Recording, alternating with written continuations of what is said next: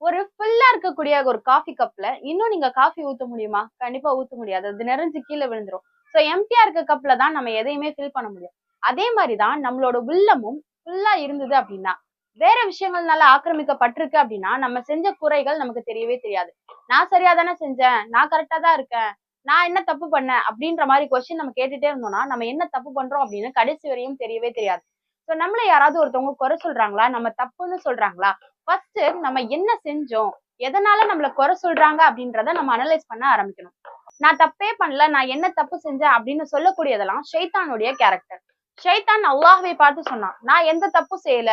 நீ தான் என்ன பிளான் பண்ணி நரகத்துக்கு தள்ளிட்ட அப்படின்னு சொன்னான். இந்த நிலைமை நமக்குள்ள வரக்கூடாது. ஆதம் அலைஹிஸ்ஸலாம் என்ன செஞ்சாங்க? யா அல்லாஹ் எனக்கு நானே தீங்கு இழைச்சிட்டேன். நான் தான் தப்பு செஞ்சேன். அதனால என்ன மன்னிச்சிரு அப்படின்னு கேட்டாங்க. அந்த ஒரு முறையை நம்ம இன்ஷா அல்லாஹ் கையாளணும். நம்மள அனலைஸ் பண்ணும்போது நிறைய விஷயங்கள் நமக்கு புரிய ஆரம்பிக்கும்.